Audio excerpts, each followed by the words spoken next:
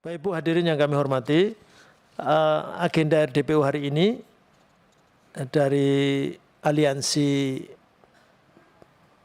BEM SI, Badan Eksekutif Mahasiswa seluruh Indonesia, menyampaikan aspirasi tentang kenaikan uang kuliah tunggal UKT. Agendanya satu aja ya, Bapak Ibu, setuju ya?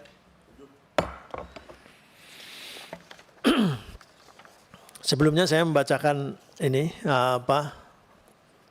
pengantar lebih dulu. Jadi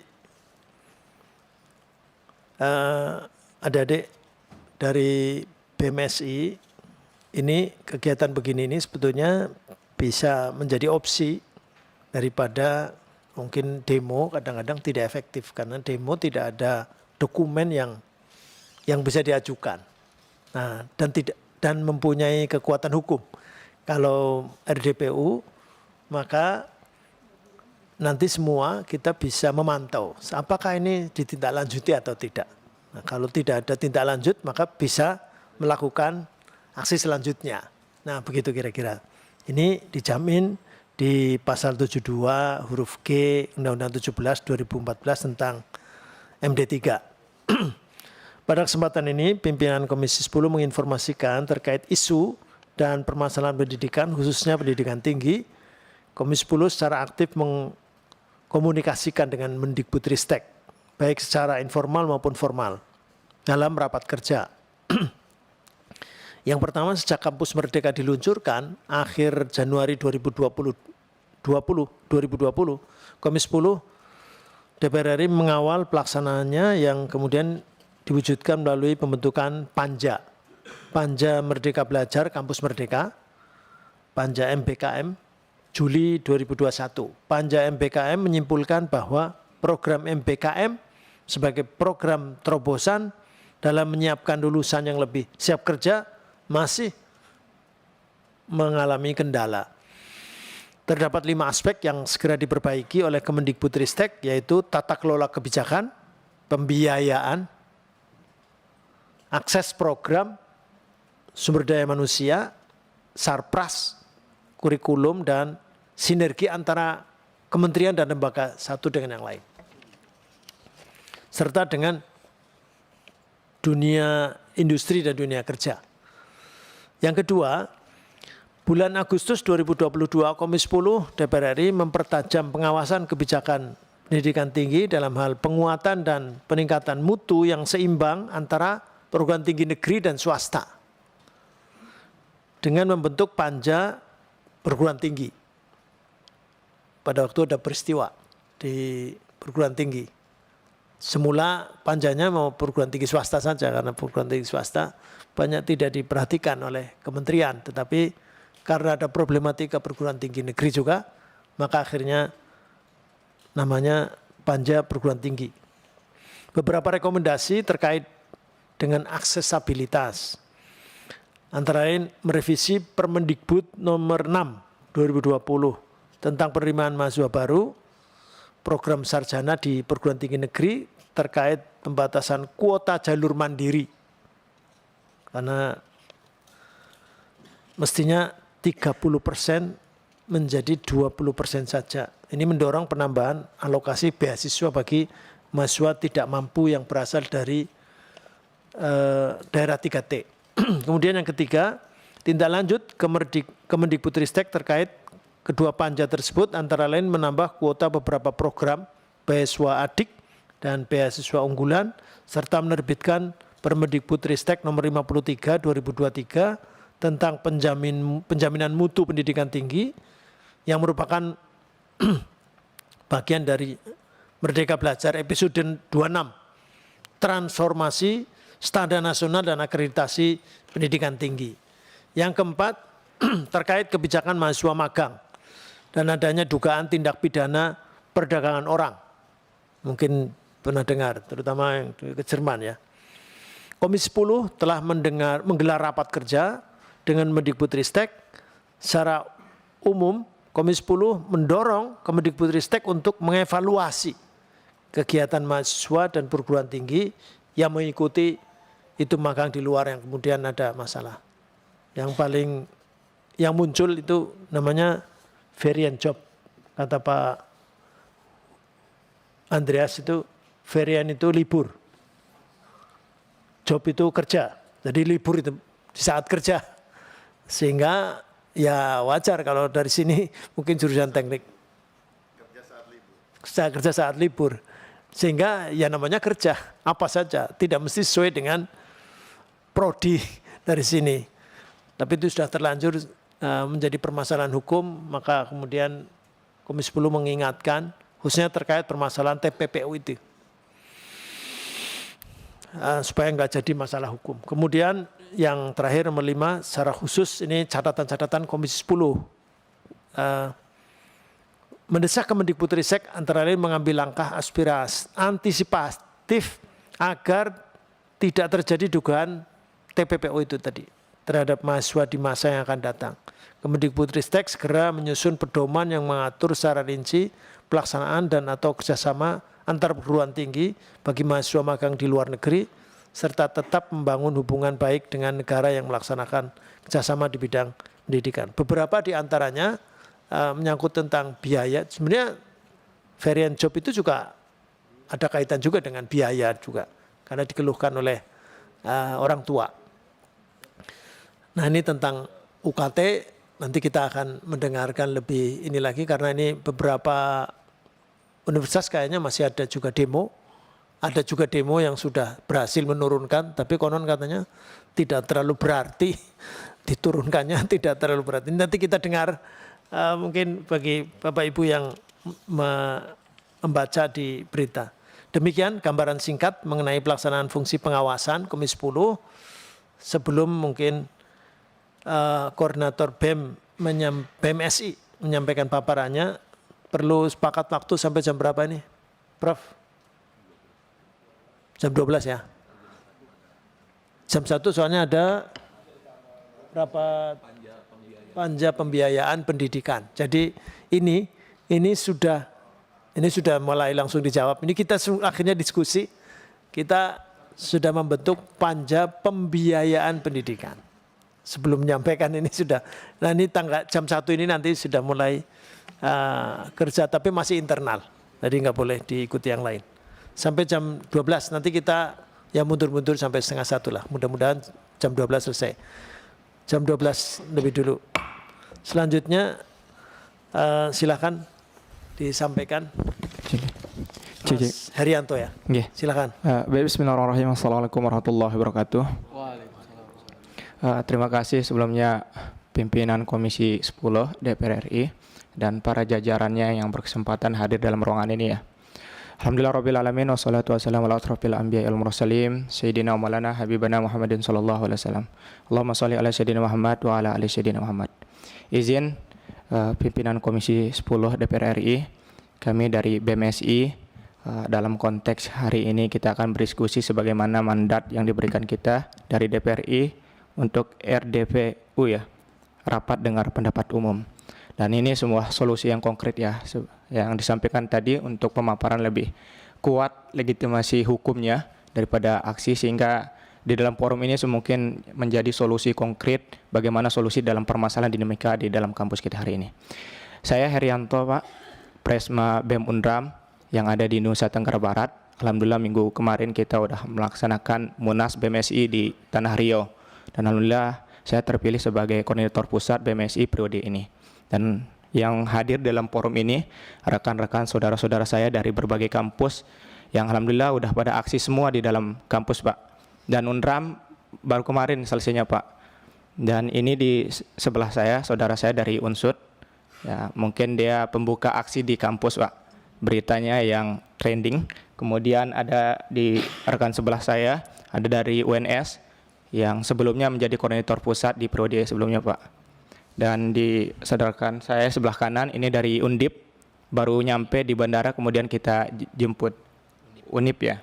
Dan di sebelah saya ada dari ITVLN dan sebelah kanan lagi ada dari UNJ Pak. Dan mungkin mohon izin yang masih di perjalanan karena macet, ada beberapa kampus juga yang dalam hal konteks ini mungkin akan menyampaikan bagaimana kondisi kami di dalam kampus. Yang seperti dijelaskan pimpinan tadi bahwa di sini adalah untuk pengawasan dan mendengar pendapat. Semoga bisa mendengarkan pendapat dari para pimpinan dari berbagai kampus di daerah ini. Dan barangkali itu sebagai pembuka saya, Pak. Untuk lebih rincinya nanti kami akan memberikan untuk para pimpinan kampus ini menyampaikan bagaimana situasi kampusnya masing-masing. Terima kasih sebelumnya pimpinan dan para rekan dari Komisi 10 DPR RI. Sekian, Assalamualaikum warahmatullahi wabarakatuh. Waalaikumsalam warahmatullahi wabarakatuh. Silakan lanjut. Baik, izin pimpinan. Bismillahirrahmanirrahim. Assalamualaikum warahmatullahi wabarakatuh. Izin pimpinan, perkenalkan saya Maulana Ihsanul Huda selaku Presiden Badan Eksekutif Mahasiswa Universitas Jenderal Sudirman yang dalam hal ini menjadi koordinator isu dari pendidikan tinggi di Badan Eksekutif Mahasiswa seluruh Indonesia. Izin menyampaikan kondisi di Universitas Jenderal Sudirman secara khusus. Kita di Universitas Jenderal Sudirman, mungkin bapak-bapak pimpinan sudah melihat dan mendengar melalui media sosial betapa maraknya aksi yang ada di Unsud sendiri. Kita sudah sampai 2 kali mengadakan aksi demonstrasi, 2 kali juga mengadakan audiensi secara terbuka dengan pihak rektorat, tapi memang hasilnya masih nihil. Di mana yang kita resahkan, UKT di Unsud ini naik melambung sangat jauh tinggi, naik bisa 300 sampai 500%.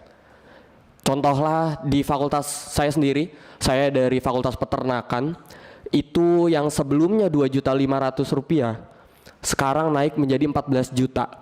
Itu tingkatan paling tinggi. Bagaimana kita tidak marah dengan hasil seperti itu, gitu.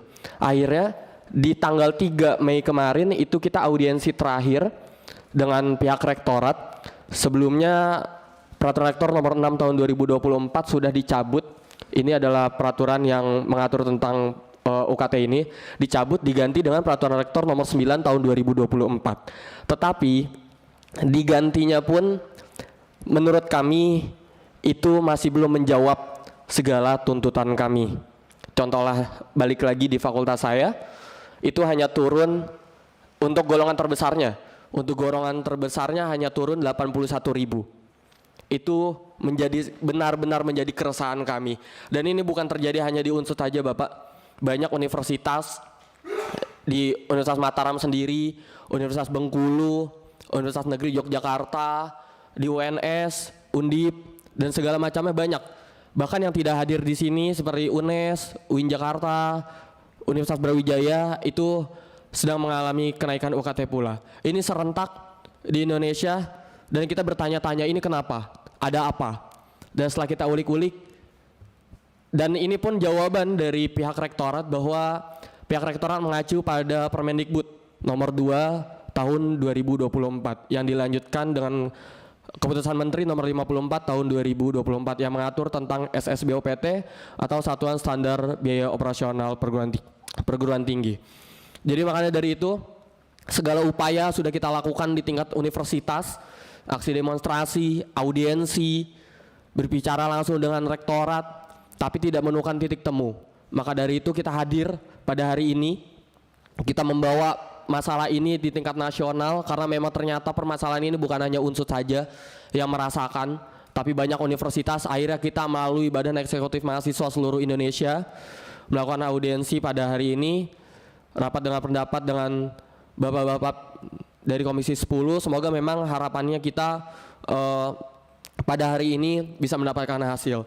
Seperti itu kondisinya di Unsud hari ini. Peraturan Rektor nomor 9 tahun 2024 masih diberjalankan karena mengingat ada waktu registrasi online yang harus dijalankan pula. Jadi kita pun dikejar-kejar waktu, Bapak. Bagaimana adik-adik kita yang ingin kuliah khususnya di Unsud itu sendiri, terdata sejauh ini masih banyak, lebih dari 100 orang terdata, itu masih sangat merasa tidak sanggup dengan besaran UKT yang didapatnya. Itu benar-benar menjadi salah satu rasa pedih bagi kita sebagai kakak tingkatnya. Maka dari itu kita tetap berjuang untuk adik-adik kita. Seperti itu Bapak, untuk dari Unsud sendiri kondisinya. Ini mohon maaf saya harus menyampaikan hal ini, tapi karena memang seperti itu yang ada di Unsud. UKT-nya naik jauh, 300 sampai 500%, seperti itu. Mungkin nanti dari teman-teman lain bisa menambahkan. Terima kasih. Silakan lanjut. Cek. Oke, baik. Bismillah. Assalamualaikum warahmatullahi wabarakatuh. Yang terhormat pimpinan Komisi 10 DPR RI dan juga rekan-rekan seperjuangan seluruh teman-teman dari BEM seluruh Indonesia. Perkenalkan, nama saya Agung Luki Pradita selaku Presiden Mahasiswa dari Universitas 11 Maret Surakarta, Bapak. Yang dimana mungkin awalnya adalah prolog gitu, bahwasanya di dalam pembukaan Undang-Undang Dasar 1945 kita tahu bahwasanya salah satu tujuan bangsa ini adalah mencerdaskan kehidupan bangsa. Pun di dalam batang tubuh undang-undang gitu, bahwasanya fakir miskin dipelihara oleh negara. Namun rupanya hari ini poin-poin tersebut sangat nihil dan sangat berkebalikan. Bagaimana sekarang bahwasanya pendidikan adalah dijadikan suatu komersialisasi pendidikan seperti itu, di mana teman-teman yang kurang mampu sangat susah sekali untuk berkuliah seperti itu, Bapak. Dan mungkin di UNS sendiri, di Universitas 11 Maret Surakarta sebagai kampus kerakyatan pun hari ini mengalami penambahan golongan UKT dan juga IP naiknya berkali-kali lipat, yang dimana golongan UKT tahun sebelumnya 6 tahun ke belakang UNS tidak pernah naik UKT-nya, namun di tahun ini akibat adanya Undang-Undang Nomor 2 tahun 2024 itu dan juga Nomor 54 tahun 2024 adanya penambahan golongan UKT 9 di UNS itu sendiri. Bahkan IP atau dulunya disebut SPI, sekarang IP, iuran pengembangan institusi itu naik berkali-kali lipat, yang dimana bahwasanya sebelumnya Fakultas Kedokteran tahun sebelumnya adalah 25 juta, hari ini di tahun 2024 UNS IP-nya mencapai 200 juta, yang dimana naiknya 8 kali lipat lebih, Bapak. Teman-teman kebidanan, bahwasanya tahun sebelumnya adalah 25 juta, hari ini di UNS ketika masuk kedokteran IP paling rendah adalah 125 juta, yang dimana naiknya 5 kali lipat. Dan beberapa prodi-prodi lainnya, PGSD IP-nya mencapai 45 juta. Coba bayangkan, Indonesia kekurangan guru, tapi ketika teman-teman ingin masuk PGSD itu 45 juta IP-nya, sangat tinggi. Bagaimana kesehatan, yang dua hal, kesehatan dan juga pendidikan yang seharusnya didapatkan sebagai hak dasar sebagai warga negara Indonesia, hari ini diperdagangkan semuanya. Kita lihat bagaimana komersialisasi pendidikan, bagaimana teman-teman kesehatan masuk kuliah harganya sangat tinggi. Maka dari itu kami di sini untuk memperjuangkan hal tersebut. Apalagi mengenai adanya UU nomor 2 tahun 2024 ini, yang dimana mungkin sebelumnya adalah kita mengacunya Permendikbud nomor 25 tahun 2020, di mana ada beberapa perubahan di undang-undang sebelumnya di tahun 2020 itu menyebutkan bahwasanya tidak diaturnya dengan jelas mengenai UKT bagi kategori mahasiswa sebagaimana pasal 7 ayat 1 Permendikbud yang secara rinci mengatur mengenai SPI. Namun ternyata di Permendikbud nomor 2 tahun 2024 ini pasal 7 itu PTN dapat menetapkan tarif UKT lebih dari besaran UKT pada setiap program studi bagi mahasiswa diploma dan juga sarjana. Yang dimana hal ini mungkin juga sangat dipertanyakan ya mengenai penetapan UKT sendiri, yang dimana harusnya adalah UKT sama dengan BKT plus BPTN-BH, namun hari ini pun UKT boleh sama dengan BKT, itu yang perlu dipertanyakan. Kemudian mengenai penerapan IP sendiri, di peraturan dijelaskan bahwasanya penerapan IP itu boleh 4 kali daripada BKT. Namun yang kita pertanyakan di sini kawan-kawan adalah landasan dasar mengapa IP diperbolehkan 4 kali BKT itu dari mana gitu. Apakah tidak ada landasan secara teoritisnya, secara ilmiahnya, atau di undang-undang hanya disebutkan 4 kali BKT seperti itu. Mungkin itulah yang menjadi gejolak di teman-teman semuanya. Pun kawan-kawan UNS hari Senin kemarin telah melakukan aksi dan juga audiensi terbuka, yang dimana rektor UNS pun sebenarnya adalah Irjen Kemendikbud, di mana rektor sebelumnya UNS adalah dicopot karena mengundurkan diri, kemudian diganti karena MWA dibekukan, pemilihan rektor sebelumnya dibekukan, tidak diperbolehkan untuk maju. Kemudian hari ini pun Rektor UNS itu merupakan Irjen dari Kemendikbud, yaitu Ibu Katrina. Namun hari ini pun sangat susah ditemuin. Dan juga di tahun kemarin juga gitu pernah kawan-kawan UNS dengan BEMSI juga rapat dengan Komisi 10 juga gitu. Bahwasanya kita memiliki visi yang sama, Indonesia Emas 2045, yang dimana tujuan utamanya pendidikan adalah 12 tahun wajib belajar. Yang dimana dulu pimpinan Komisi 10 mengatakan bahwasanya hari ini Indonesia hanya mencapai 9,32 tahun pendidikan wajibnya, belum sampai 12 tahun seperti Vietnam dan lain sebagainya. Mungkin itu menjadi suatu bahan cross check bagi negara kita tercinta Indonesia untuk kita benar-benar bisa menggalakkan di dunia pendidikan ini. Sekian, terima kasih. Wassalamualaikum warahmatullahi wabarakatuh. Assalamualaikum warahmatullahi wabarakatuh. Masih ada? Silakan. Baik, Assalamualaikum warahmatullahi wabarakatuh. Hidup mahasiswa. Baik, sebelumnya perkenalkan, saya Ridwan dari Universitas Bengkulu, jauh-jauh dari provinsi terkecil 2 di Indonesia. Saya sampaikan ke sini dengan perjuangan yang sangat mendelik, yang sangat saya butuhkan ya. Karena jauh dari itu saya berjuang di provinsi saya sendiri, hanya disampaikan bahwa nanti kita sampaikan ke DPR RI, nanti kita sampaikan ke DPR RI. Harapan saya sampai ke DPR RI ini tuntas lah masalah-masalah yang ada di sini. Mungkin menilik dari apa yang dijelaskan sama teman-teman saya tentang Permendikbud dan lain-lain. Di Universitas Bengkulu sendiri terkait UKT ya, UKT masih ada 8 gelombang. Nah, di kenaikan tidak begitu signifikan, tapi sangat berpengaruh ya untuk teman-teman yang notabene kurang mampu gitu kan. Kurang mampu karena apa? Biasanya di Universitas Bengkulu kenaikan 4 tahun terakhir itu selalu dipublikasikan. Jika ada kenaikan. Memang kalau 4 tahun terakhir naiknya hanya 20.000, 30.000 dan lain-lain. Tapi tahun ini itu tidak dipublikasikan.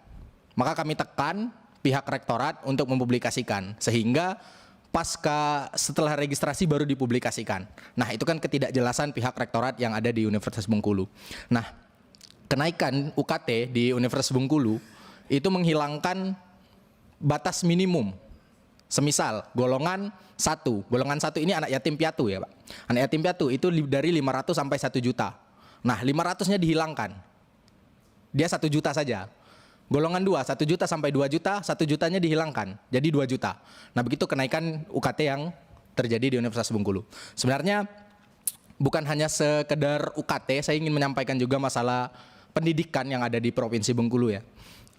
Sangat banyak sekali kepentingan-kepentingan yang masuk ke dalam dunia pendidikan, Bapak-bapak dan Ibu-ibu. Contoh dari lawan politik misalnya. Kita tahu bahwa SMA itu dinaungi oleh pemerintah provinsi dan SD SMP itu dinaungi pemerintah kota. Nah, jikalau ini kejadian di Provinsi Bengkulu itu beda lawan politik, jadi lawan politik yang memegang kekuasaan Pemkot dengan provinsi. Nah, apa yang terjadi? Seragam guru aja itu berbeda.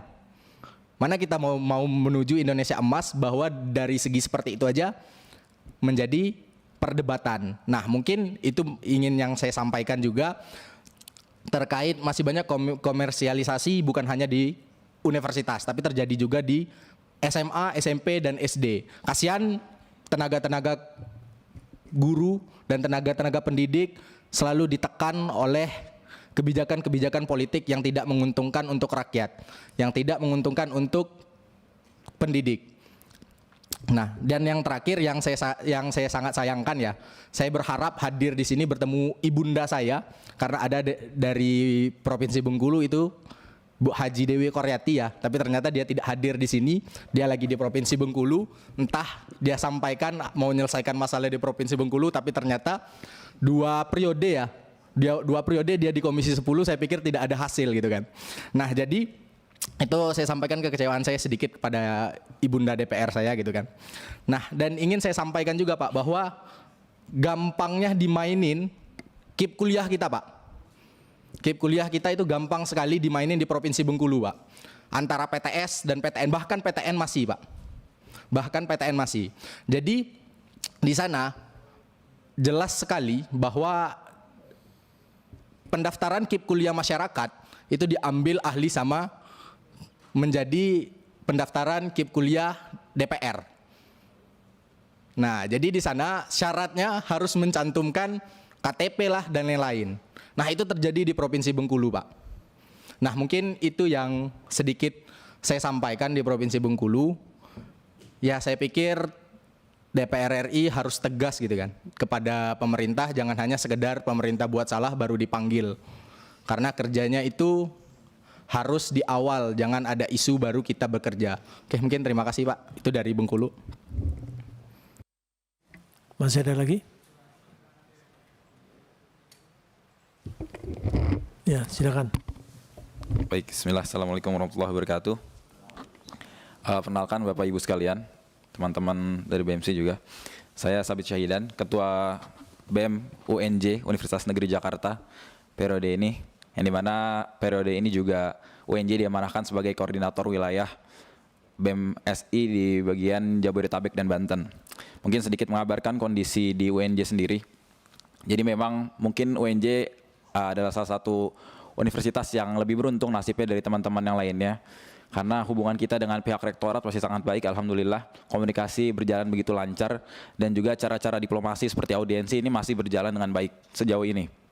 Karena memang kebijakan-kebijakan yang dikeluarkan tidak semengerikan ataupun tidak semenderita teman-teman yang lain. Kondisinya di UNJ adalah hari ini belum ada surat keputusan rektor yang mengatur tentang UKT untuk tahun ini. Dengan dalih masih dalam proses untuk penandatanganan, tapi sudah ada surat rekomendasi dari Kemendikbud itu sendiri, dan disampaikan juga oleh Bapak Rektor kita sekaligus juga Bapak Wakil Rektor 2 bahwa mereka mengatakan tidak akan adanya kenaikan UKT untuk teman-teman di UNJ mahasiswa baru. Itu kata-kata yang kita pegang sampai hari ini, tapi kita tetap melakukan pengawalan. Dan juga yang menjadi masalah saat ini adalah bagaimana kondisi IP yang dulu namanya SPU atau Sumbangan Pembangunan Universitas. Hari ini terjadi kenaikan IP yang sangat tinggi. Kalaulah tahun lalu IP itu di golongan pertamanya ada angka nolnya, dan alhamdulillah hari ini juga dijamin akan ada angka nolnya. Jadi teman-teman mahasiswa baru itu tidak diwajibkan untuk membayar IP, tapi bisa memilih angka 0, dan hal ini juga dijamin bahwa IP tidak menjadi salah satu hal yang mempengaruhi kelulusan mahasiswa yang ingin mendaftar di UNJ. Itu namun dari 72 prodi, 76 prodi mohon maaf di UNJ ini semuanya IP-nya mengalami kenaikan. Gitu. Kalaulah kemarin dari golongan 1-nya 0 dan di golongan 2-nya ini ada 750.000, ini langsung melonjak. Itu jutaan rupiah semua, tidak ada ratusan ribu. Dan kondisinya hari ini, kalau kita tahu tadi disampaikan juga oleh teman-teman UNS bahwa hari ini ada aturan yang mengatur bahwa IP itu tidak boleh lebih dari 4 kali BKT. Namun dari 76 prodi di UNJ, ini tapi masih kami terus komunikasikan ke pihak rektorat, ada sekitar 13 prodi yang IP-nya ini, IP paling besarnya di total ini lebih dari 4 kali BKT. Saya sebutkan salah satu contoh. Di prodi pendidikan bisnis yang BKT-nya ada sekitar 8.664.000, namun IP maksimalnya adalah IP dengan golongan tertingginya adalah 56.300.000. Ini kelebihan 21 juta. Ini hal yang kami perhatikan dan terus kami komunikasikan dengan pihak rektorat. Ini hanya satu contoh dari 13 prodi yang menyalahi aturan yang telah dibuat. Dan hal ini terus kami kawal, tapi alhamdulillah sejauh ini komunikasi secara diplomasi masih baik dengan pihak rektorat, akan terus kami coba komunikasikan, dan harapannya tidak perlu sampai akhirnya kami bergontok-gontokan dengan Bapak Ibu guru kami sendiri, dan cara-cara diplomasi bisa dilakukan dan mendapatkan hasil yang kita inginkan, dan juga bantuan Bapak Ibu sekalian di Komisi 10 bisa membantu suara-suara kami untuk menyampaikan ini ke Kemendikbudnya langsung. Mungkin itu Bapak dari saya selaku Ketua BEM UNJ mengabarkan kondisi UNJ sendiri. Terima kasih, saya kembalikan. Assalamualaikum warahmatullahi wabarakatuh. Assalamualaikum warahmatullahi wabarakatuh. Masih ada yang mau menyampaikan? Pak Pimpinan baru hadir, ada 3 kampus, insya Allah mungkin akan menyuarakan juga bagaimana kondisi kampusnya. Di sini ada dari teman-teman UNDRI baru datang, teman-teman UNDIP dan teman-teman UNY. Monggo Pres untuk disampaikan bagaimana kondisi kampus.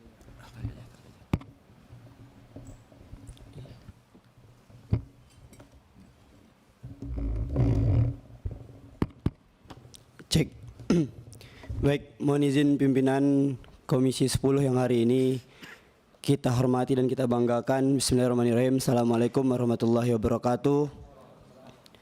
Baik, sebelumnya permohonan maaf dari kami hari ini selaku perwakilan daripada Universitas Riau yang juga baru hadir dari bandara juga bersama dengan teman-teman Universitas Diponegoro dan Universitas Negeri Yogyakarta. Mungkin juga pada rapat dengar pendapat hari ini menjadi perwakilan kampus yang paling jauh hadir, karena dari Riau langsung kita berangkat. Tentu kita berangkat tidak hanya sekedar untuk ikut-ikutan hadir di rumahnya rakyat ini, tetapi kita tentu membawa harapan besar bahwa hari ini permasalahan terkait dengan IP dan UKT bisa mampu diselesaikan. Kebetulan juga 2 hari yang lalu pimpinan Komisi 10 yang hari ini kita banggakan, kita di Undri juga sudah menyampaikan dengan langsung kepada Ibu Rektor terkait permasalahan yang sudah ada. Tetapi kita masih melihat banyak sekali kerancuan yang mungkin juga sudah disampaikan oleh teman-teman sebelumnya yang juga berkaitan dengan Permendikbud nomor 2 tahun 2024. Kalau kami di Undri itu, Bapak Ibu pimpinan yang saya hormati, izin menyampaikan sebelumnya ketika Permendikbud ini masih belum ada, kita itu UKT kita hanya sampai golongan 6 Bapak Ibu, sampai golongan 6. Tapi setelah adanya Permendikbud nomor 2 tahun 2024 ini, UKT kita dibuka sampai golongan 12, 2 kali lipat besarannya. Maka dari itu kita izin menyampaikan bahwa hari ini sudah tidak logis lagi kami yang mungkin secara letak geografis cukup jauh dari ibu kota merasakan UKT itu sangat tinggi sekali Bapak gitu. Sangat tinggi sekali. Walaupun kemarin kita juga sudah mendengar respon daripada pimpinan rektor bahwa ada kebijakan internal yang diambil untuk mengurangi sampai UKT 7 atau di beberapa jurusan atau fakultas seperti kedokteran keperawatan ditekan dari UKT 12 dari golongan 12 menjadi golongan 9. Namun tetap pada ujungnya adalah pimpinan kampus melempar kembali kepada kementerian. Dalam artian kita melihat tidak ada sinkronisasi baik daripada peraturan Permendikbud nomor 2 tahun 2024 kepada pimpinan perguruan tinggi yang hari ini menjabat di seluruh Indonesia. Karena kita lihat sejalan dengan ini teman-teman yang hadir juga punya masalah UKT-nya masing-masing. Kita melihat itu Pak, Bu, mohon maaf sampai pada tahap penentuan UKT tersendiri itu tidak fleksibel dan tidak mencerminkan keterbukaan. Bahkan teman-teman yang mungkin calon mahasiswa baru secara ekonomi keluarganya yang cuman 2 juta per bulan itu dikenakan UKT 8 Bapak Ibu. UKT 8 di Undri itu angkanya 8.700.000. Jadi secara hitung-hitung saja perlu 4 bulan gaji orang tuanya baru bisa membayar UKT si anaknya gitu. Maka juga kita mendapat laporan dari teman-teman Camaba di Undri, calon mahasiswa baru di Undri, atas dasar adanya sinkronan baik dari Permendikbud, arahan daripada kementerian, kemudian juga keputusan daripada pimpinan kampus yang hari ini menjabat di Undri, kita melihat hampir 50-an mahasiswa melaporkan untuk tidak lanjut sebagai mahasiswa baru. Hampir 50-an calon mahasiswa baru menyampaikan bahwa tidak bisa lanjut sebagai mahasiswa baru dikarenakan UKT yang tersistem itu tidak sesuai dengan ekonomi mereka karena gelombangnya sampai 12 dibuka oleh kampus itu sendiri. Kemudian ketika kita beraudiensi dengan kampus, pihak kampus akhirnya melempar bahwa hari ini mereka juga dituntut dari kementerian karena ada Permendikbud nomor 2 tahun 2024. Maka dari itu tentu harapan dari saya di sini Bapak Ibu pimpinan Komisi 10 untuk bisa meninjau kembali bahwa hari ini kenaikan UKT kita bisa bilang kalau dilihat angkanya itu hampir 5 kali lipat kalau di Undri Bapak Ibu. Hampir 5 kali lipat. Mungkin narasi daripada pimpinan perguruan tinggi Undri tidak mengenai saya yang mungkin dari angkatan 2020 sampai 2023 tetapi mengenai calon adik-adik kita, calon masa depan bangsa yang nantinya akan masuk di kampus-kampus yang hari ini kita punya di Indonesia.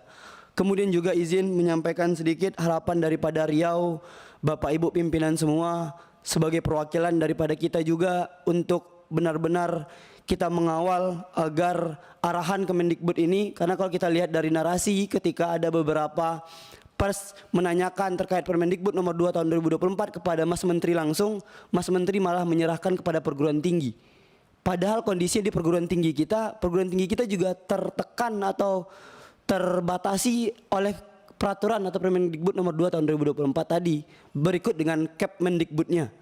Maka dari itu kalau dari saya izin sedikit saja, intinya adalah ketika Permendikbud nomor 2 tahun 2024 ini lahir, muncul, itu sangat menimbulkan pro dan kontra, terkhusus kami yang hari ini di UNRI dan di Riau, kita menyampaikan bahwa kalaulah peraturan ini tidak ditinjau kembali, mungkin ke depan calon mahasiswa baru atau anak-anak bangsa yang ingin berkuliah di UNRI itu akan memupus atau menutup besar-besar atau menutup rapat-rapat daripada harapannya untuk berkuliah karena angka UKT yang sampai pada golongan 12. Barangkali itu dari saya izin menitipkan pesan kepada Bapak Ibu pimpinan semuanya. Pasca dari ini mungkin saya juga ingin berdiskusi mendengar masukan dan saran daripada Bapak Ibu pimpinan di Komisi 10 DPR RI. Saya cukup, wabillahi taufik wal hidayah. Assalamualaikum warahmatullahi wabarakatuh. Assalamualaikum warahmatullahi wabarakatuh. Ini siapa namanya tadi? Muhammad Rafi. Oke. Ada lagi?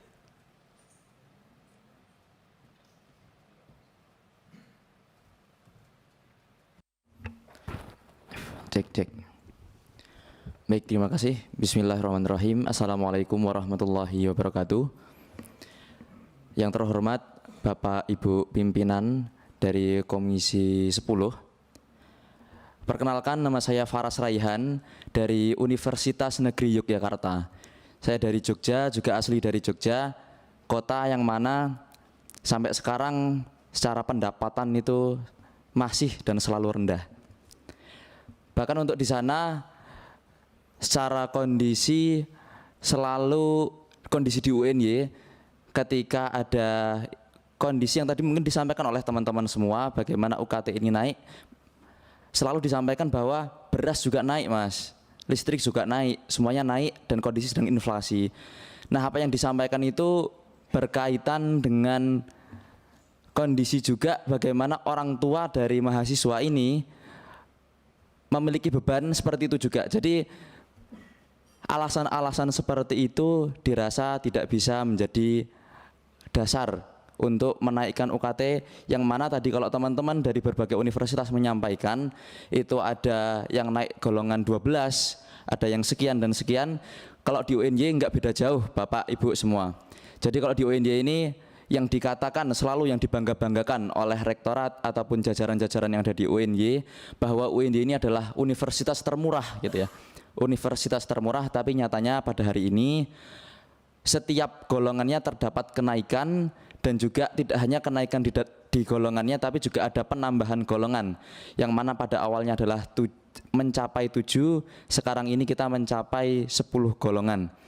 Yang mana seperti yang mungkin saya rasakan, saya sebagai mahasiswa dari Fakultas Vokasi dengan keterbatasan fasilitas, keterbatasan sarana prasarana, bahkan UKT tertinggi di Fakultas Vokasi itu mencapai 14 juta, itu di golongan 10. Kalau dibayang-bayangkan gitu ya, dengan alasan mereka karena semua naik, kondisi dengan inflasi, dirasa yang merasakan itu bukan hanya universitas gitu, tapi orang tua yang menjadi bapak dan ibu dari mahasiswa pun merasakan seperti itu. Jadi dirasa itu akan semakin menyiksa mereka gitu. Itu yang pertama.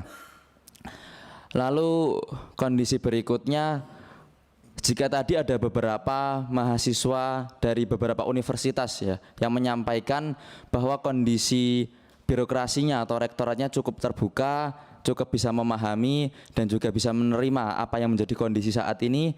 Berbeda halnya dengan di universitas kita, di Universitas Negeri Yogyakarta. Malah memaklumkan kenaikan UKT ini bahwa oh, udahlah Mas, nggak usah ada yang namanya demo-demo tentang UKT. UKT ini yang kalian bayarkan ini cuman beberapa persen menambal operasional di lingkungan keberlangsungan universitas. Ya memang hanya sekian persen atau beberapa persen. Tapi yang namanya besaran yang udah melampaui batas dan juga tidak melalui pertimbangan-pertimbangan yang dirasa tadi disampaikan beberapa teman-teman, yaitu adalah keterbukaan gitu ya. Jadi di sini terkesan universitas itu meremehkan kondisi ekonomi orang tua mahasiswa. Nah, jadi meremehkan dan terkesan menggampangkan bahwa wah ini pasti mahasiswa ini banyak bohongnya gitu, banyak nggak sesuai dengan apa kondisi aslinya. Jadi hal itu yang mungkin menjadi pembeda antara universitas kita dengan mungkin kondisi di universitas lainnya. Selain juga didorong dengan Permendikbud nomor 2 tahun 2024 pun dari birokrat yang ada pada kondisi universitas kami mewajarkan apa yang terjadi sekarang dan malah memaksa mahasiswanya untuk jangan bersuara dan udahlah terima aja gitu. Memang kondisinya seperti ini. Mungkin seperti itu yang bisa disampaikan dari kondisi Universitas Negeri Yogyakarta. Ya harapan penuh seperti yang disampaikan teman-teman sebelumnya juga bahwa kami di kampus kami sudah dilarang untuk berbicara seperti itu. Jadi harapannya kita bisa berbicara baik-baik di sini, kita bisa konkretkan di sini, dan harapannya saya yakin pun ya yang hadir di sini kita berlandaskan keinginan, bukan keinginan pribadi gitu, juga bukan ikut-ikutan, tapi ingin bersama-sama menyelesaikan untuk bagaimana kita bisa mencapai hasil konkret tanpa harus mengkorbankan banyak orang lagi gitu. Mungkin terima kasih dari saya. Assalamualaikum warahmatullahi wabarakatuh. Waalaikumsalam Assalamualaikum warahmatullahi wabarakatuh. Masih ada? Izin mungkin tinggal satu dari Ketua BEM Hukum dari UNSID. Silakan. Ini ada di depan nih. Depan belakang. Ya, rekan saya dari Undip. Ya, silakan pres dulu. Tes. Izin pimpinan sidang. Assalamualaikum warahmatullahi wabarakatuh. Sebelumnya perkenalkan saya Farid Darmawan, Ketua BEM Undip 2024. Mungkin di sini saya salah satunya atau bahkan satu-satunya universitas yang berstatus PTNBH ya, di antara teman-teman sekalian. Dan sebetulnya kalau kita merujuk atau melihat kepada apa itu pendidikan sendiri pun juga kepada Konvenan HAM Internasional yang pada saat itu dilaksanakan di tahun 1966, yang mana di sana berbicara terkait ekonomi, sosial, dan kultural atau biasa kita sebut dengan ECOSOC, yang mana diratifikasi oleh Indonesia sendiri di Undang-Undang Nomor 11 Tahun 2005. Di sana disebutkan pada pasal 13, yang mana poin-poinnya adalah pendidikan dasar harus diwajibkan dan tersedia secara gratis bagi semua orang. Kemudian pendidikan lanjutan dalam berbagai bentuknya, termasuk pendidikan teknik dan kejuruan tingkat lanjutan pada umumnya harus tersedia dan terbuka bagi semua orang. Kemudian di poin ketiga atau ayat ketiga yaitu pendidikan tinggi juga harus tersedia bagi semua orang secara merata atas dasar kemampuan dengan segala cara yang layak, khususnya melalui pengadaan pendidikan gratis secara bertahap. Jika mengacu kepada undang-undang tersebut dan kondisi di masing-masing kampus yang sudah disampaikan oleh kawan-kawan sekalian, baik itu dari UNSUD, baik itu dari kawan-kawan UNRI, kawan-kawan dari UNJ, itu rasanya pengadaan pendidikan gratis secara bertahap itu tidak akan mungkin terlaksana. Karena jika kita lihat bersama, kurvanya itu terus meningkat gitu. Pun sebetulnya untuk Undip sendiri, kemarin telah terbit SK Rektor terkait IP dan UKT. Untuk UKT, alhamdulillah di tahun ini tidak ada kenaikan. Tetapi di tahun sebelumnya, tahun 2016, 2020, dan 2023, tahun kemarin terakhir, itu sempat terjadi kenaikan di beberapa fakultas. Yang mana hal ini tentunya tidak implementasi dari Undang-Undang Nomor 11 Tahun 2005 itu tidak terimplementasi dengan baik gitu. Lalu untuk di tahun ini sendiri memang tadi UKT tidak mengalami kenaikan. Kenaikan itu dihadirkan melalui IP, yang mana di beberapa fakultas itu yang contoh sebelumnya golongan 1 IP-nya 35 juta, ini menjadi 50 juta. Nah, hal-hal tersebut yang mungkin sebetulnya ini tidak dirasakan oleh semua mahasiswa. Karena kenapa? Karena untuk IP itu sendiri kan dihadirkan atau ditangguhkan kepada yang melalui jalur ujian mandiri. Dan sebetulnya jika kita melihat skema-skema untuk perguruan tinggi negeri khususnya PTNBH, yang mana di sini dalam hal ini bebas dalam melakukan pengelolaan keuangan, itu seringkali atau acap kali ditangguhkan kepada mahasiswa yang mana dibebankan kepada UKT atau IP. skema yang selalu dihadirkan adalah ada penambahan golongan UKT. Lalu kemudian ada minimal IP. IP-nya itu meningkat dari tahun sebelumnya dan semacamnya. Ditambah lagi melalui Permendikbud nomor 2 di tahun 2024 itu juga diterbitkan bahwa IP maksimal itu 4 kali BKT. Nah, hal tersebut yang tentu menjadikan pengelola kampus atau pimpinan kampus merasa tidak berdosa ketika meningkatkan IP ataupun UKT karena regulasi tersebut sudah tercantum di Permendikbud tersebut gitu. Harapannya memang mungkin hadirnya Permendikbud tersebut entah apapun alasannya, kalaulah PTN tersebut sudah PTN-BH, memang seharusnya bisnis atau sektor bisnis atau unit bisnis yang sudah dapat dikelola itu harusnya sudah settle gitu. Jangan sampai pengelolaan keuangan itu ditangguhkan lagi-lagi kepada mahasiswa. Lagi-lagi skema penambahan golongan UKT, lagi-lagi skema standar IP yang ditingkatkan. Hal tersebut yang saya rasa miris dan memang itu juga tidak semua mahasiswa memahami skema tersebut gitu. Entah mungkin bisa jadi di sini juga untuk terkait IP itu sendiri memang kawan-kawan mahasiswa baru atau calon mahasiswa baru yang ingin mendaftar tidak merasa keberatan karena mereka merasa mampu dan itu melalui UM. Tapi kalaulah kita lihat berbicara terkait komersialisasi pendidikan tinggi, ya tadi balik lagi PTN-BH seharusnya memang harus bisa settle untuk pengelolaan unit bisnis gitu. Janganlah kembali ditangguhkan kepada mahasiswa.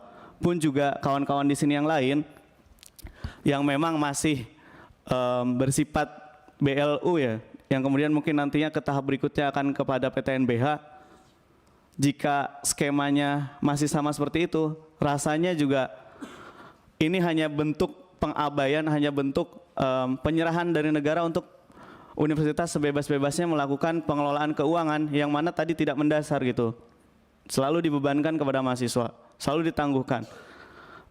Di sini juga UKT itu sendiri kan seharusnya dikelola untuk kebutuhan kami, kebutuhan mahasiswa, dalam hal ini bicara kita biaya langsung gitu. Nah, tetapi di beberapa kampus pun juga kenaikan-kenaikan di Undip itu sendiri yang sebelumnya di 2016, 2020, 2023 rasanya pengelola kampus juga tidak begitu paham gitu bahwasannya UKT ini seharusnya dipakai untuk biaya langsung gitu. Karena alasannya adalah kami akan membangun gedung atau rumah sakit gigi, kami akan membangun ini, membangun itu. Padahal kalau kita lihat itu tidak masuk kepada biaya langsung gitu. Pembangunan itu masuk kepada biaya tidak langsung.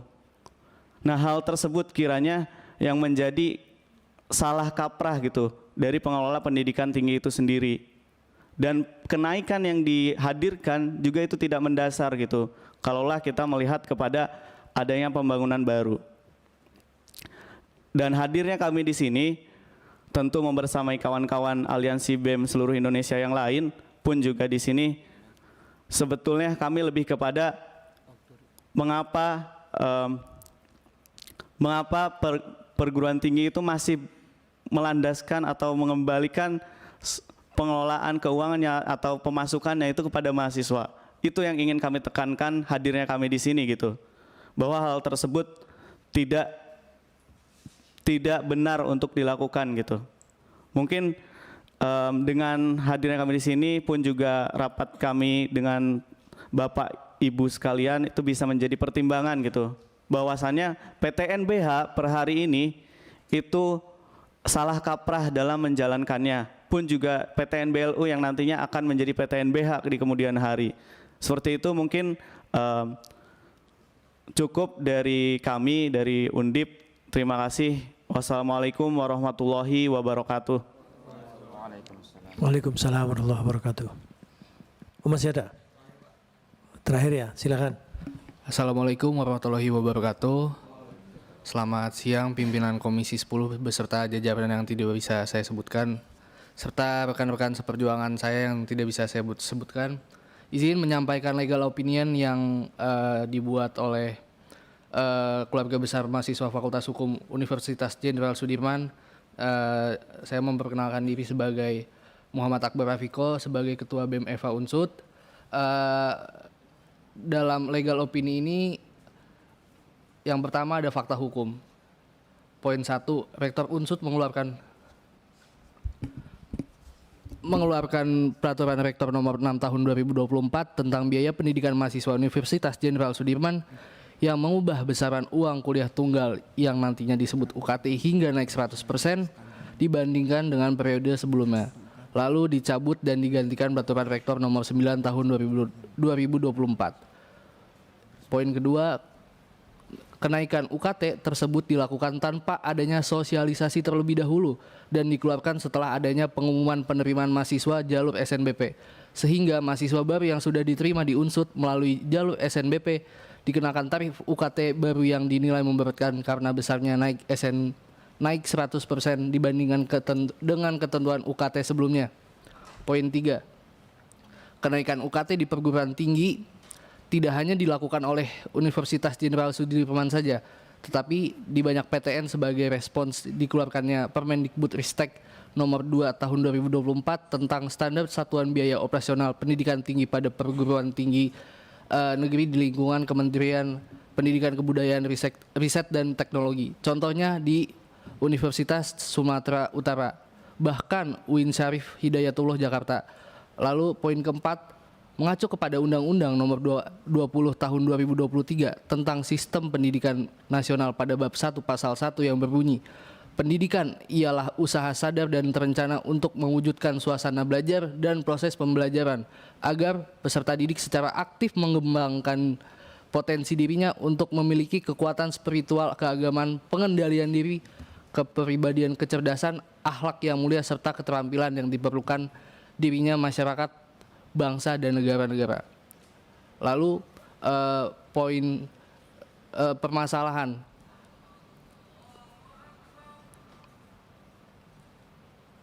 Poin 1, kurangnya sosialisasi besaran UKT baru kepada masyarakat sehingga melanggar prinsip keterbukaan. Lalu kenaikan UKT yang sangat signifikan melanggar prinsip-prinsip dalam peraturan perundang-undangan, antara lain prinsip biaya murah yang akan dijelaskan dalam analisis. Lalu akan menjadi komersialisasi yang berkualitas apabila mahasiswa benar-benar diperlihatkan fasilitas seperti apa yang nantinya disediakan, tenaga pengajar seperti apa yang kemudian akan muncul demi terbentuknya generasi berkualitas. Namun dalam hal ini fasilitas di Unsud sendiri itu masih jauh dari kata memadai. Lalu perlunya dilakukan peninjauan ulang kembali kepada pusat karena rektorat setiap universitas sendiri mereka merupakan mendapat mandat dari Kemendikbud. Jadi yang perlu diulas tidak hanya di bagian universitas sendiri. Setelah melihat beberapa persoalan di atas, infonya lambat, kriteria yang tidak jelas. Dan perlu disinggung juga sebetulnya apa tolak ukur yang digunakan oleh Kemendikbudristek untuk menaruh golongan UKT. Tak lupa juga mengenai iuran pengembangan institusi. Itu juga hal yang ditentukan dari pusat, padahal setiap universitas memiliki kondisi geografis dan sosiologis yang berbeda. Lalu terakhir, dengan tingginya bonus demografi yang ada di Indonesia, namun dengan tingginya UKT yang ada, itu akan menyanyiakan bonus demografi yang ada untuk menuju Indonesia Emas 2045. Selanjutnya dasar hukum, Undang-Undang Dasar Negara Republik Indonesia tahun 1945, Undang-Undang Nomor 20 Tahun 2003 tentang Sistem Pendidikan Nasional, Undang-Undang Nomor 14 2005 tentang guru dan dosen, Undang-Undang Nomor 12 Tahun 2012 tentang Pendidikan Tinggi, Peraturan Pemerintah Nomor 4 2014 tentang Penyelenggaraan Pendidikan Tinggi dan Pengelolaan Perguruan Tinggi, Peraturan Menteri Riset Teknologi dan Pendidikan Tinggi Republik Indonesia Nomor 28 Tahun 2017 tentang Statuta Universitas Jenderal Sudirman, Peraturan Menteri Pendidikan Kebudayaan Riset dan Teknologi Republik Indonesia Nomor 2 Tahun 2024 tentang standar satuan biaya operasional pendidikan tinggi pada perguruan tinggi di lingkungan Kementerian Pendidikan Kebudayaan Riset dan Teknologi. Lalu yang terakhir, Peraturan Rektor Universitas Jenderal Sudirman Nomor 6 Tahun 2024 tentang biaya pendidikan mahasiswa Universitas Jenderal Sudirman. Selanjutnya ada analisis. dalam pasal 28C ayat 1 Undang-Undang Dasar Negara Republik Indonesia 1945 menyatakan bahwa setiap orang berhak mengembangkan diri melalui pemenuhan kebutuhan dasarnya, berhak mendapat pendidikan dan memperoleh manfaat dari ilmu pengetahuan dan teknologi seni dan budaya demi meningkatkan kualitas hidupnya dan demi kesejahteraan umat manusia. Lalu pasal 5 ayat 1 Undang-Undang Sistem Pendidikan Nasional yang menyatakan bahwa setiap warga negara mempunyai hak yang sama untuk memperoleh pendidikan yang bermutu. Lalu ada di pasal 76 ayat 1 terkait keterjangkauan dalam Undang-Undang Pendidikan Tinggi. Undang-Undang Pendidikan Tinggi juga menyebutkan bahwa pemerintah daerah dan atau perguruan tinggi berkewajiban memenuhi hak mahasiswa yang kurang mampu secara ekonomi untuk dapat menyelesaikan studinya sesuai dengan peraturan akademik. Lalu yang terakhir dari analisis saya ini, sesuai dengan asas lex superior derogat legi inferiori, maka peraturan Menteri Nomor 2 tahun 2024 dan peraturan Rektor 9 tahun 2024 tidak dapat bertentangan dengan peraturan perundang-undangan di atasnya. Dalam hal ini adalah UU Pendidikan Tinggi dan Undang-Undang Sistem Pendidikan Nasional. Sehingga jika terbukti bertentangan, maka peraturan Menteri dan peraturan Rektor tersebut batal demi hukum. Rekomendasinya, 1. Mendorong DPR RI untuk melakukan rapat dengar pendapat dengan Menteri Pendidikan, Kebudayaan, Riset, dan Teknologi Republik Indonesia, yaitu Bapak Nadiem Makarim, untuk mendorong dan merevisi peraturan menteri tersebut karena telah bertentangan dengan peraturan perundang-undangan di atasnya.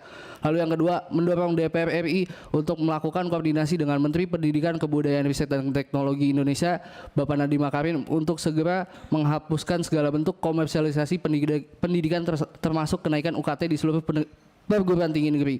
Lalu yang ketiga, dengan UMR sedemikian nominalnya dengan mahasiswa yang mayoritas berasal dari Purbalingga, Banyumas, Cilacap, Kebumen, Banjarnegara yang disingkat Baringmas Cakep, agaknya hal ini memang menjadi suatu hal yang menggemparkan. Oleh karenanya peninjauan kembali terhadap kenaikan UKT ini perlu dilakukan kembali dari pihak pusat, yaitu Kemendikbud. Sekian dari saya, kurang lebihnya mohon maaf. Wassalamualaikum warahmatullahi wabarakatuh. Waalaikumsalam warahmatullahi wabarakatuh. Udah ya, cukup ya.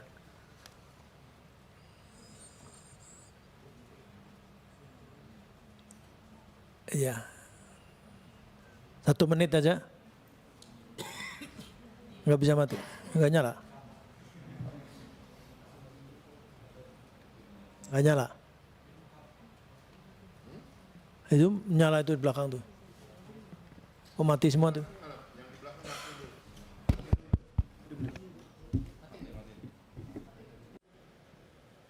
Coba, ini nyala. Cek, ini nyalain.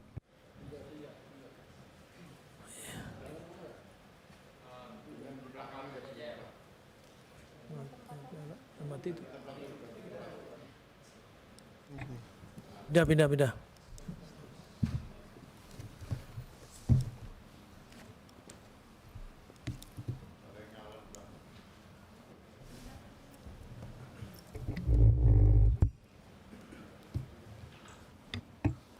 Cek.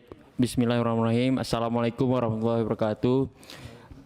Terima kasih pimpinan sidang Komisi 10 yang kami hormati. Perkenalkan, saya Muhammad Gamal dari perwakilan Wakil Presiden Mahasiswa BMKBM ITPLN. Mungkin dari sekian teman-teman yang hadir di sini, mungkin cuma saya yang mewakili perguruan tinggi swasta pimpinan. Izin mengabarkan sedikit terkait kondisi kampus. Setahu saya perguruan tinggi swasta itu di bawah Kopertis, namun sudah berubah ke LLDikti. Nah, pimpinan sidang Komisi 10 yang kami hormati, kondisi di kampus saya sendiri untuk uang pangkal itu mengalami penurunan. Uang pembangunan mengalami penurunan, cuman di uang UKT kita mengalami kenaikan pimpinan, kenaikan setinggi 5 juta, dan ini mungkin yang diterapkan oleh kampus sendiri. Nah, Mungkin yang kedua yang ingin saya sampaikan terkait kondisi mahasiswa di kampus saya yang mendapatkan beasiswa. Kami kondisi di kampus, anak-anak yang beasiswa itu mengalami intervensi pimpinan. Kenapa? Contoh kemarin saya ada agenda ke musyawarah nasional di Universitas Riau.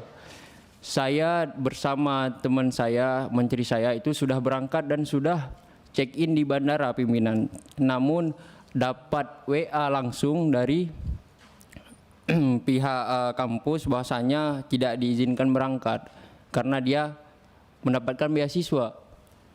Makanya hari ini ketika pihak Kemendikbud narasinya temanya bergerak bersama Merdeka Belajar, apakah hari ini kami yang perguruan tinggi swasta mendapatkan hak itu, mendapatkan hak Merdeka Belajar, sedangkan gerak ruang kami itu dibatasi untuk bersuara. Seperti yang disampaikan oleh teman-teman UNY, kami di kampus sudah dilarang berbicara pimpinan. Maka hari ini kami mengadu kepada wakil rakyat kami. Pimpinan mungkin cukup itu saja yang dapat saya sampaikan. Lebih dan kurang saya mohon maaf. Wassalamualaikum warahmatullahi wabarakatuh.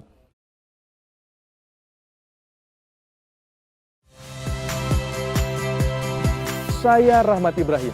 Saksikan program-program Kompas TV melalui siaran digital, pay TV, dan media streaming lainnya.